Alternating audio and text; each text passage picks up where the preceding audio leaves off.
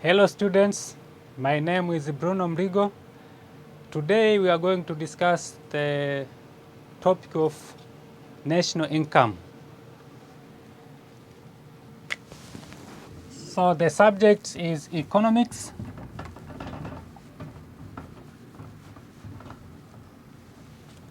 And our topic is national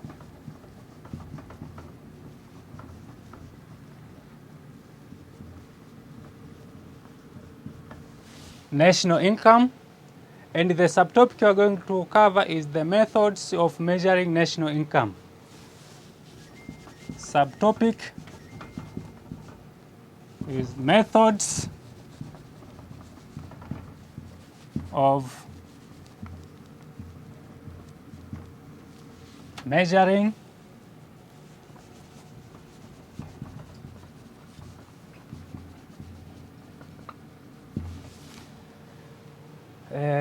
methods of measuring national income.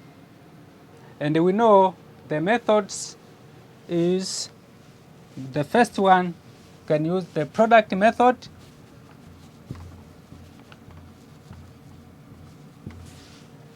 The second we'll discuss the expenditure method.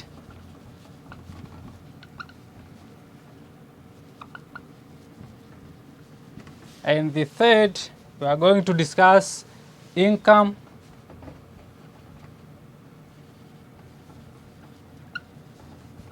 method. So we are going to discuss these three methods of calculating or measuring the national income figure.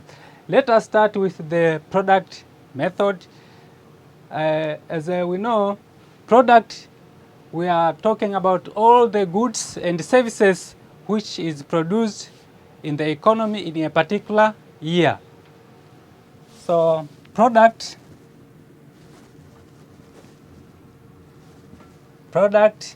is equal to goods and services produced in the economy in a particular year. Now, to find the national income by using the product method, you need to take the market values of all final goods and services. You take the market values, means you take the market values of all final goods and services produced in the economy. So make sure that you use the final goods. When we say final goods, it means all goods which are ready for use. Final goods like let's say clothes, when you buy it or you produce it, and that clothes is going to be used by wearing, so we call it as a final goods. Or you buy a product and you are going to consume, so that we call as a final goods.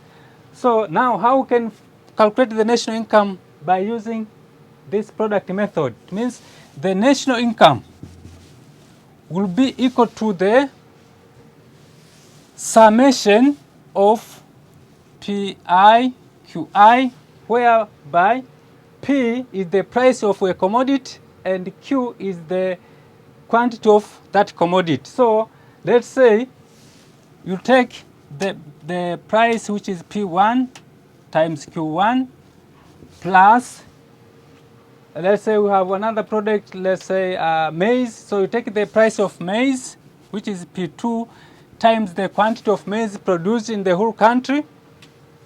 Then you add plus dash dash dash plus Pn times Qn. So N stands for the number of prices and Q stands for number of different goods and services we are producing in our economy. So to find the national income, you take the market value. These prices is the prices which prevail in our markets. For instance, the price of sugar, most we know, is about 2,500 and so forth. So by using the product method, the national income will be obtained by summing all these revenues obtained when you sell all the products. Under this method, as we said, we need to consider the final goods and services. Sometimes, to avoid double counting, in this method, you can use the value-added method or the value-added approach. Let us consider, for instance, a commodity like cement. Let's say cement, which is produced by a certain company or industry. And we know maybe the prevailing market of cement is about, let's assume, is 20,000. Okay? Now, this price is the final price of this commodity, which is a cement. Now, but this product is resulted as a combination of different raw materials. We have stones, which is used to produce cement and other materials. So assume now, by using the value added,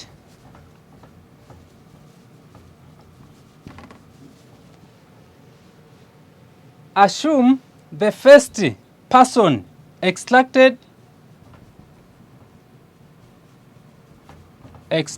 stones.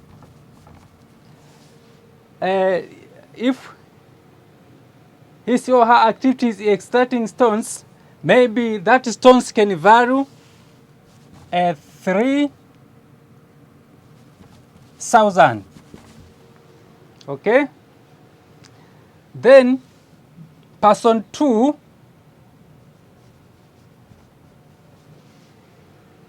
go and buy these stones and manufacture a cement in his or her industry. So a manufacturer buy this stone and produce a cement which will cost 15,000. A manufacturer can sell the cement to the wholesaler. Let's say case 3, the cement will, before reaching the final user, will go to the wholesaler. Now the wholesaler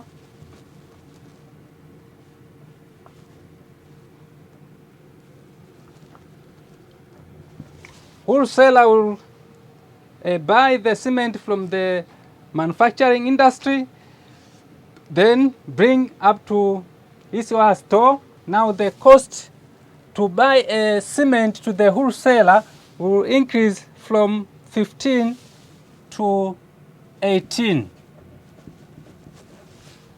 Okay?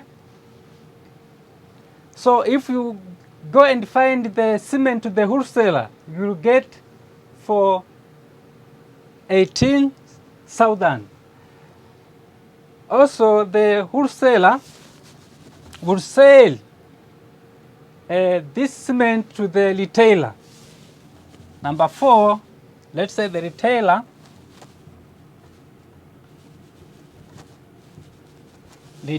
will buy cement to the wholesaler, and the retailer will sell this cement 20,000. So you can see this process of cement passed from stones, manufacturer, wholesaler, and retailer. Now, if you go and ask each person in the economy what is produced. Person 1 will say he produced stones which sold at 3,000. And when you go to manufacturer will say he produced a cement and sold it by 15. And a wholesaler will say he collected or he produced the cement and sold it by 18.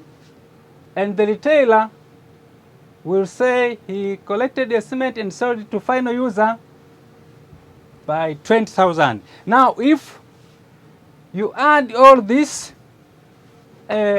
figures, you get the total incomes from each person about here will be 18, 36, then 56. So when you take the total income or revenue generated in each person will be the total will be total revenue be equal to 56,000. Now this will not equal to total income, or this will not the national income, since you double counted the stones which is produced by the person 1 and person 2, 3, and 4. Now, in order to find the national income by using a product method, we say you need to take the final price, which is the final price of the retailer, and when the product is sold here is going direct to the use. Now, to avoid the double counting like person 1, 2, 3, and 4 to be included, you need to use the value added. So the value added, so this is not national income, so don't use this one. I said we need to use the value added approach. Now value added, it means you take the value which is increasing in each stage of production. Now at stage 1, the value added here, you take 3,000, and stage 2, you will see what is increased from stage 1 to stage 2. Here will be 12,000. So this is value added in each stage. Then stage 3, we can see increase from 15 to 18. So the value added here will be 3,000.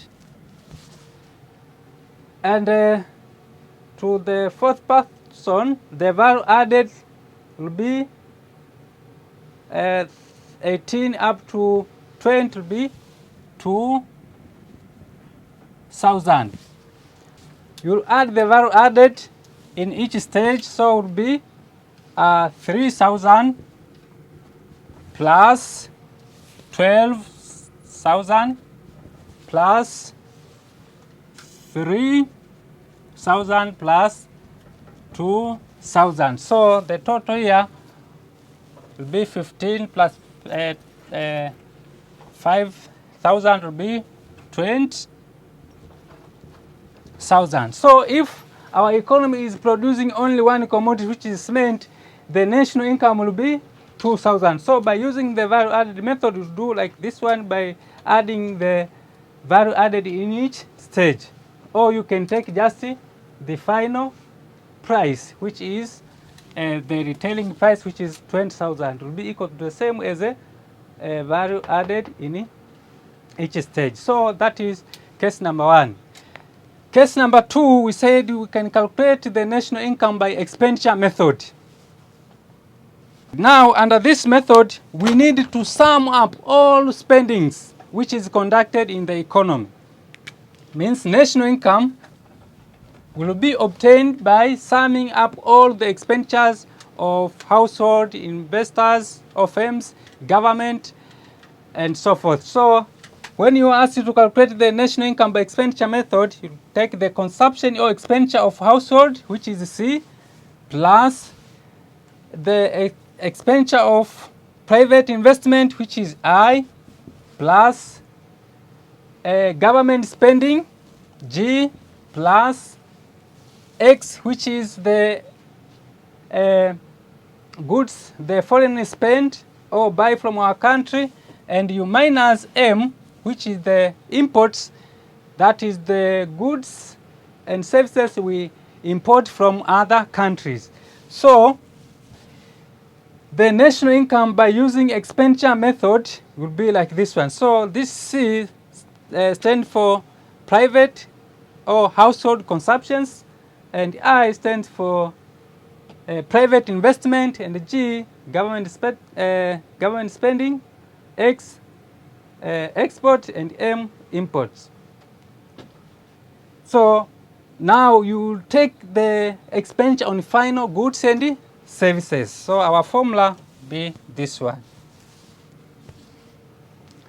The third formula or the third methods we are using to calculate the national income is income method. Now under this method, you need to sum up all the incomes which is received by the factors of production. You need to sum up all the incomes which is received by the factors of production.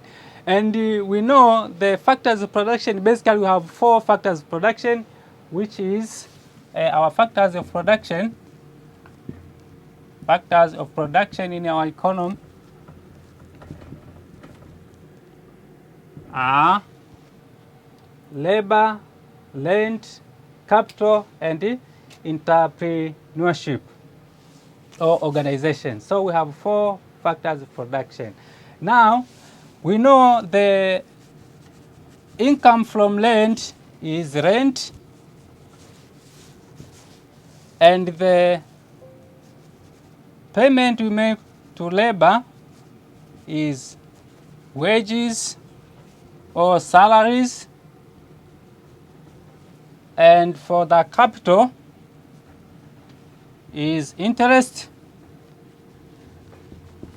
and for the entrepreneur is profit. So to find the national income by income methods, you need to add all these incomes which the land, labor, capital, and return receive in the providing the services. So our formula will be equal to a wage plus rent plus interest plus profit. So if you are asked to use income method to calculate national income, you add all these incomes or factors of production. So this is the 3 methods of calculating the national income. Now let us discuss the concept of personal income. Personal income is equal to the summation or sum of all incomes received by household in the economy. So this shape stands for what? Sum. So you take the total of all incomes received by household in the economy. So personal income will be equal to the national income. Take national income, you add up net transfer payments or net transfer payments. And these transfer payments are the money or some assistance from the government. So if you receive the money from either the government or private sectors, so that we call it the transfer payment. So when you add it in the national income, you get personal income. Now the net transfer payment, this one is remained after deducting after you deduct the contributions like social security contributions, issue of undistributed profit, social security contributions, and so forth. So if you subtract those, you remain with what? Personal income. And disposable income, personal disposable income, we take the personal income, you subtract or less personal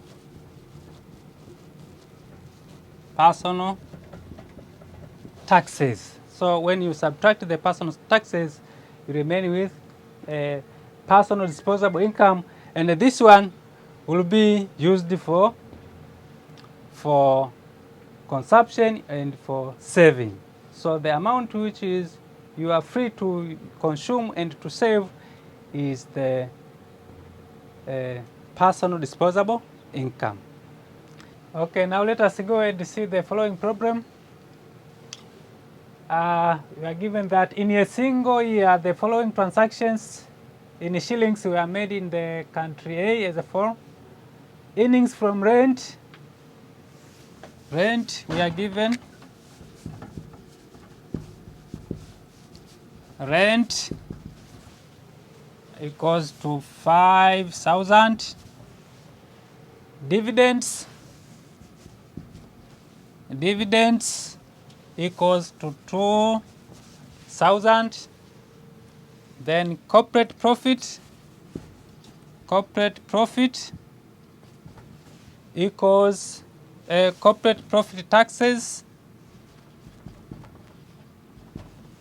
equals to 300. Then transfer payment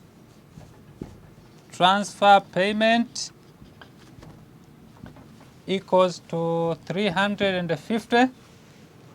Mixed income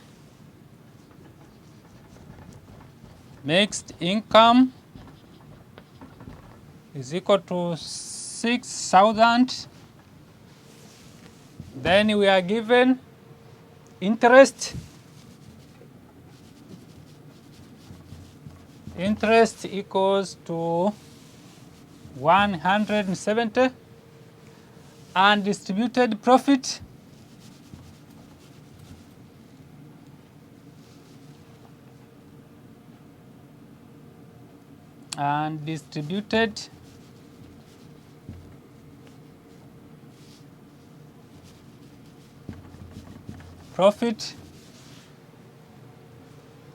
undistributed profit was 200. Then net factor income from abroad,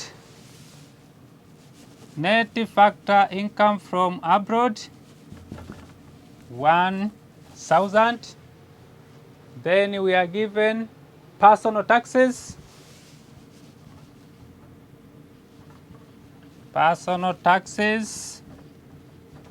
equals to 210. Then contribution to social security scheme, which is 500, and wages equals to 12,000. Now our question is compute the following: national income, personal disposable income, and domestic income. Let us start by calculating the national income. National income, since here we are given the income received by factors of production, now the national income will be the sum of all incomes which the factors of production receive in the economy, which is a wage plus rent plus interest plus profit. So now if you are calculating the national income to the whole, also you can add the net factor income from abroad. You can write simply as a NIFA, net income from abroad. So in our informations, the wage is 12,000. So get 12,000 plus the rent. And here we are given the rent is 5,000 plus the interest. The interest is 170. Then you add the profit. Here, the profit, you take this dividends. Dividends as the profits in shares, so you add it. Dividends, which is 2,000. Then you need to add the mixed incomes. The mixed incomes need to be added, which is 6,000. Then you add the net factor income from abroad, which is 1,000. So when you add all this, here will be 17,000, then 19, 25, 26, so will be 26,170. So the national income, this will be at the factor cost. So since it is the income of factors production, so the national income will be 26,107. So Roman 2, here is A, B, we're asked to calculate the personal income. Personal income. The personal income is obtained by taking the national income. You subtract those incomes which is in but not received, like undisputed profit, social security scheme contributions, and corporate profit taxes. So here you'll subtract the undistributed profit, then you subtract social security scheme, then you subtract the corporate profit taxes, then you add the transfer payments. So here the national income is 26,170 minus undisputed profit was 200 minus social security schemes was 500 minus corporate profit taxes was 300, then plus transfer payments. The transfer payments was 350. So this one will be 1,000. So you take 26, 170 minus 1,000. Then you plus 350. So when you subtract this one here, remain with 0,715,2. Then you add up 350. Then it will be 0, 2, 4, 5, then 5,2. So the personal income will be 25,520. Now let us calculate the personal disposable income.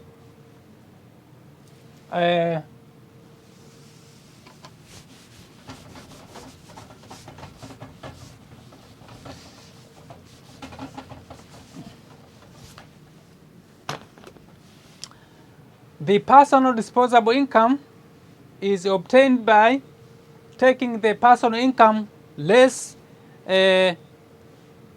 direct tax or personal taxes. So, case C, the personal disposable income be equal to personal income minus personal taxes.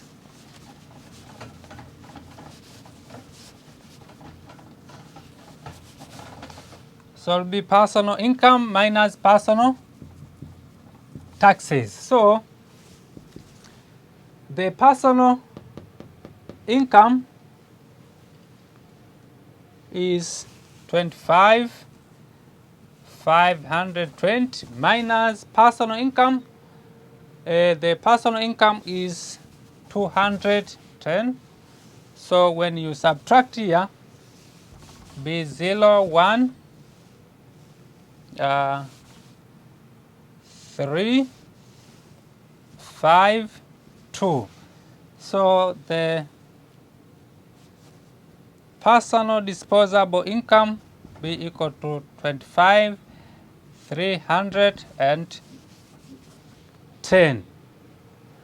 Then the last part here, we are asked to calculate the domestic income. Now for the case of domestic income,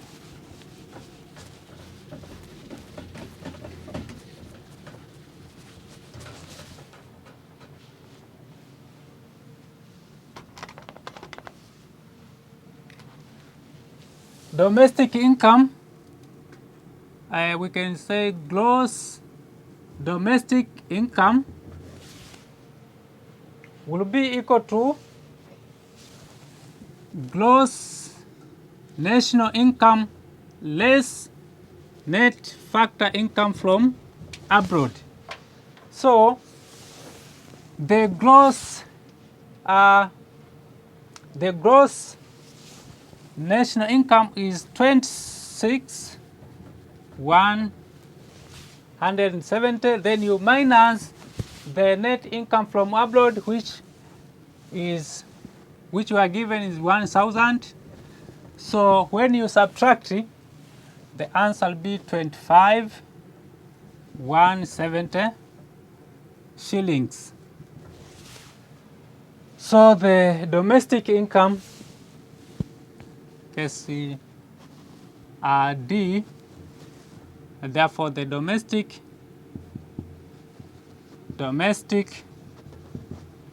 income be equal to 25,170 shillings. So this is all about the solution in this problem. So make sure that you find more problems and use the concept we learned to solve various problems, since these problems can appear in your coming exams. So do practice on that. So thank you. Now let us take a break. Okay, welcome back. Now I'm going to solve some problems from you among of my students. Here I received a question from Jacqueline and students of HGE from Mosh. The question is, we are given that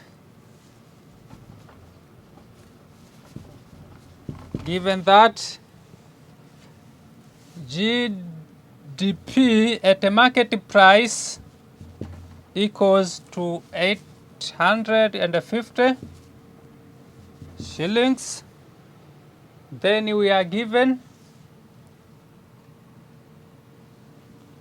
and the net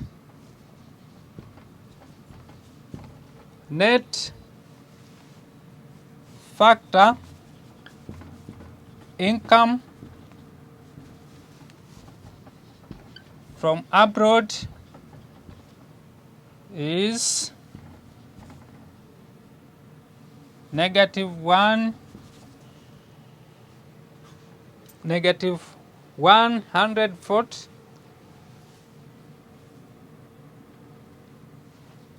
and the net indirect taxes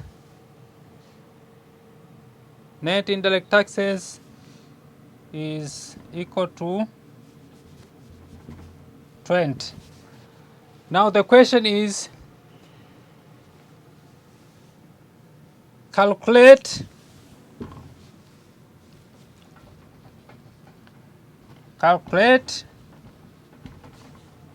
the GNP at factor cost. Okay, now let us respond to the question. The solution, we know that since here the information we are given GDP at a market price equals to 850. Then we are given net income from abroad, which is -140, and net indirect taxes, which is equal to 20. But we are asked to calculate GNP at a factor cost is equal to how much, according to the question. So since we are asked to calculate the GNP, first we need to calculate the GNP at a market price, since we are given GNP at a factor cost. So GNP at a market price will be equal to GDP at market price. You add up net factor income from abroad. Okay, so to obtain the GNP at a market price, GDP at a market price plus net factor income from abroad. Now we are given the GDP at a market price, which is 850. Then you add the net factor income from abroad, which is -140. So when you add here, since it's negative, so less this one, so it'll be 0.17. So the GNP at a market price would be 710 shillings.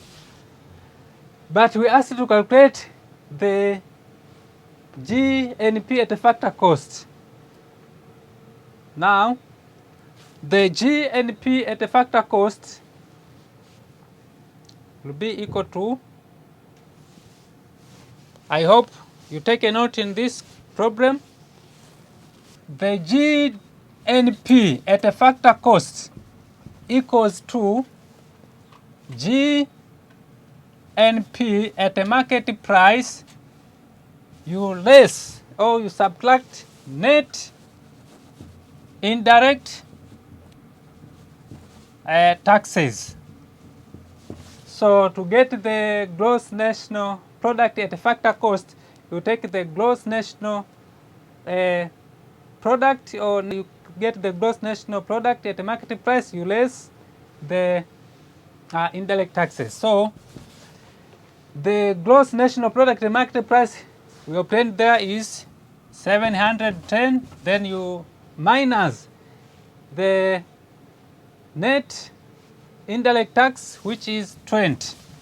So when you subtract it, be 0, 9, 6.